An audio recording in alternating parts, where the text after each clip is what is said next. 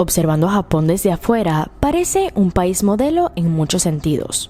La tercera economía más grande del mundo, con empresas y ciudades de fama mundial, extremadamente seguro, una población sana, tecnología y automatización avanzadas en todos lados. Pero, bajo la superficie, Japón está pasando apuros, y la mayor parte de sus principales problemas están relacionados con la llamada generación perdida. Millones de personas que no lograron triunfar en la sociedad y terminaron completamente aislados, sin acceso al trabajo, al matrimonio y a los medios para vivir una vida normal.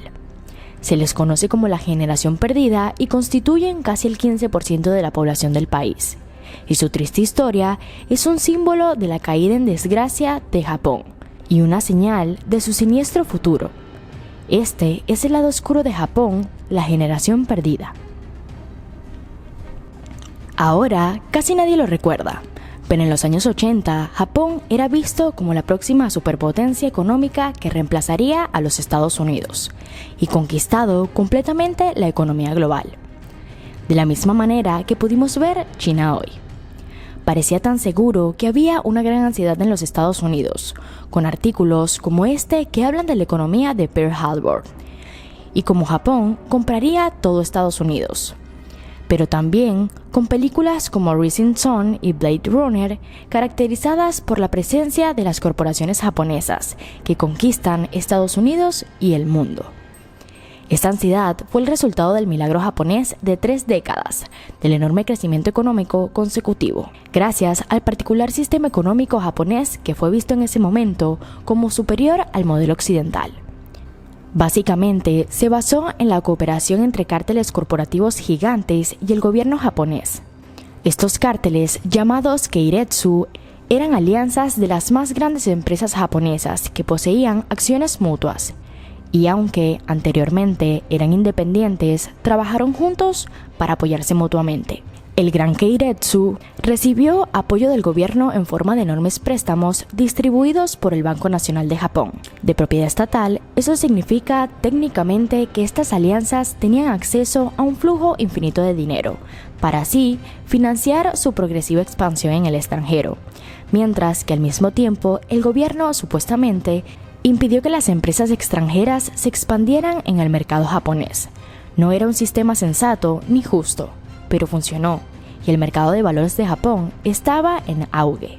Los productos japoneses estaban conquistando un mercado tras mercado, y las personas comunes sabían que si trabajaban duro y obtuvieran un título universitario, conseguirían un trabajo sólido en una empresa importante, lo que habría supuesto la garantía de empleo de por vida. Japón era imparable, y todo iba genial hasta que... En 1991, Japón creció extremadamente rápido durante 3 décadas consecutivas. Se convirtió en la segunda economía más grande después de Estados Unidos. Debido a la economía, los precios inmobiliarios estaban aumentando y también los valores de las empresas que cotizaban en bolsa estaban creciendo. Pero, a finales de los 80, este crecimiento fue a un ritmo excesivo y se convirtió en una manía especulativa. Casi todo el mundo pensaba que el auge económico y el crecimiento de la riqueza continuaría para siempre. Cuando más inviertes, más dinero ganas. Mientras tanto, el Banco Nacional de Japón continuó imprimiendo y prestando dinero a prácticamente cualquier persona que lo solicite, independientemente de cuánto dinero solicitaban o qué tan confiable eran los acreedores. Entonces, un día explotó la burbuja. A lo largo de 1990, el mercado de valores cayó un 43% y los precios del sector inmobiliario tras el estallido de la burbuja. Significó que las personas corrientes tenían mucho menos dinero para gastar y nadie estaba dispuesto a invertir todavía en las sociedades japonesas, conduciendo al fin del auge económico. Además de esto, en los años siguientes se mostraron varias grietas en el sistema japonés. Se reveló que la corrupción era generalizada y común en las empresas y el gobierno japonés. Desde el uso de información privilegiada hasta la manipulación de acciones, el fraude, la corrupción y la oferta prácticamente ilimitada de préstamos había creado cientos de empresas zombies. Empresas que habrían fracasado años antes, pero que han seguido sobreviviendo gracias a la interminable oferta de dinero barato prestado al Estado. Muy rápidamente, Japón pasó de ser llamado el milagro económico japonés a ser llamado el enfermo de Asia. Esta fue una caída drástica. Sabemos que las economías de diferentes países suben y bajan. Esto es parte de la vida, pero la recesión fue diferente en Japón que en otros países. La economía japonesa tuvo efectos devastadores para toda una generación de millones que nunca recuperaron. Pero entonces, ¿por qué sucedió todo esto? Para responder esta pregunta, necesitamos entender cómo se fusiona el trabajo en la cultura japonesa de contratación, que por decirlo suavemente, tiene varios aspectos únicos que lo hacen muy diferente a cualquier otro mercado laboral en el mundo. Una carrera corporativa en Japón comienza con el Shushoku Katsudo, un ritual japonés único de búsqueda de empleo que los recién graduados realizan al finalizar sus estudios. Muchas empresas, incluidas las mayores contrataciones Keiretsu, aceptan solo a recién graduados, y solo una vez al año, pero en masa, muchas personas al mismo tiempo. Recién graduados que han superado el ritual de búsqueda de trabajo lleno de charlas grupales y seminarios, con miles de personas vestidas de trajes blancos y negros por igual, y eventualmente lograr conseguir un trabajo y conservarlo durante décadas hasta la jubilación en línea, con otra política conocida como shunshikoyo o puesto permanente.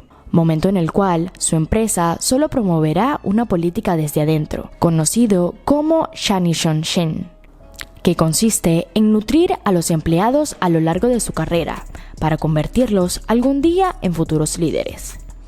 Estas prácticas, que fueron básicamente el estándar universal en los años 90 y todavía son muy comunes en Japón, hasta el día de hoy aportan estabilidad, pero también crean un mercado de trabajo increíblemente duro. Si quieres conseguir un buen trabajo, tienes una oportunidad después de la universidad. Y una vez empleado, te quedas en una empresa por el resto de tu carrera. Pero, si no logras hacerlo, quedarás fuera. La mayoría de los negocios permanecerán cerrados para siempre. Pero la cuestión es que cuando la burbuja económica y el auge económico ha terminado, este ritual fue inmensamente reducido. Mientras que durante el auge económico no era tan difícil conseguir un buen trabajo corporativo, después del 1990 la mayoría de las empresas congelaron por completo sus propias contrataciones, durante casi una década completa, y no contrataban a nadie para mantener a todos sus empleados de por vida durante la crisis económica. Finalmente, la contratación se reanudó con el inicio del nuevo milenio. Aunque desde entonces encontrar un trabajo se ha vuelto mucho más difícil. Para toda una generación de personas que se graduaron en los años 90, ya era demasiado tarde, debido a que ya no eran recién graduados, y las empresas no los contrataban porque solo contrataban a nuevos graduados. En lugar de eso, aquellas personas cuyo único defecto fue haber nacido en el momento equivocado, perdidos y caídos en las grietas del sistema, y toda una generación de millones de personas que quedaron atrás destinadas a pasar el resto de sus vidas en empleos temporales a tiempo parcial y mal remunerados. Este periodo se ha dado a conocer como la ocupación en la edad de hielo, y las personas que se graduaron en este periodo como la generación perdida. Desde entonces, la economía japonesa no se ha recuperado por completo. Más jóvenes graduados en la década del 2000 y luego en la del 2010 se unieron a sus filas, y el periodo de los últimos 30 años ha llegado a ser conocido colectivamente como las décadas perdidas. Esto es obviamente trágico para aquellos de la generación perdida, pero no solo les afecta a ellos, porque este triste destino afecta negativamente a toda la sociedad japonesa y proyecta una sombra oscura sobre el futuro de Japón. Existe toda una generación de personas de entre 30 y 40 años completamente excluidas del mercado de trabajo, conduciendo a varios problemas. De hecho, nunca estuvieron muy seguros económicamente para formar su propia familia, y nunca han tenido un trabajo y una carrera adecuada. Alrededor del 15% de la población, casi 17 millones de personas. Se les considera parte de la generación perdida y constituyen el grupo de mayor edad importante para la economía de cualquier país. Son personas de entre 30 y 40 años, que suelen gastar más en sus familias, viviendas, hipotecas y compras de automóviles. Son los que mantienen en marcha el motor económico. Pero en Japón no hay nadie que lo haga. La economía de Japón no es el único problema que se está degenerando, debido a la generación perdida que actualmente se enfrenta el país, a lo que se le ha denominado superenvejecimiento, es decir, el mayor alto porcentaje de personas mayores sobre la población total en todo el mundo. Envejecen más rápido que en cualquier otro país, y eso también se debe en parte a los millones de hijos que la generación perdida nunca tuvo. Para el 2050, la proporción entre personas mayores y personas en edad de trabajar será significativa. Los mayores de 65 años serán casi tantos como los que tienen entre 15 y 64 años. En cualquier país del mundo, las personas mayores dependen de los impuestos que pagan las personas de ese grupo de edad, que vienen llamados era productiva. Pero en Japón, en algún punto, esto ya no será sostenible.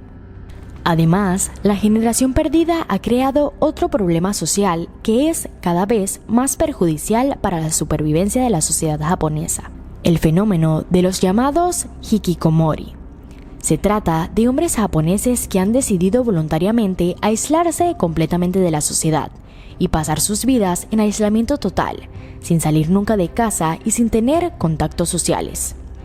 Por lo general, dependen completamente financieramente de sus primeros padres. Los hikikomori eran miembros de la generación perdida original de hombres entre las edades de 30 y 40 años, que no pudieron cumplir con los requisitos que exige la sociedad japonesa para conseguir un trabajo, hacer una carrera, formar una familia y mantenerla. Entonces, decidieron darse por vencidos por completo. Pero finalmente se les unieron otros también de las generaciones más jóvenes, que, si bien han tenido la oportunidad de ingresar al mercado laboral, lo encontraron demasiado estresante y competitivo. Hoy en día hay casi 1 millón y muchos más están a punto de unirse a ellos, convirtiendo este fenómeno social rápidamente en un verdadero problema principal que afecta a toda la sociedad. El gobierno japonés es muy consciente de los impactos negativos de la existencia de la generación perdida y el creciente número que los hikikomori están teniendo en la sociedad y en su economía. Japón anunció que intentará ayudar a la generación perdida a recuperarse y reintegrar a aquellos que se han aislado de la sociedad, pero hasta ahora no han tenido mucho éxito. El problema es que la economía japonesa todavía no va muy bien y al mismo tiempo todavía tienen una cultura de trabajo extremadamente estricta. No solo se espera que las personas trabajen muchas horas y respeten una jerarquía estricta, sino que muchas empresas siguen el mismo patrón de empleo permanente: contratar solo una vez al año y solo promocionar dentro de la empresa, haciendo imposible que los empleados tomen descanso o incluso tengan una segunda oportunidad si no consiguen poner un pie en las empresas más importantes. Por lo tanto, millones de personas están desamparadas y su número crece constantemente, a medida que más y más jóvenes no logran tener éxito en este sistema despiadado y finalmente darse por vencidos. Como siempre, hazme saber tu opinión en los comentarios acerca del video. Y no olvides darle like al vídeo si ha sido de tu agrado. Por ahora me despido, pero nos vemos próximamente en un nuevo video. Chao.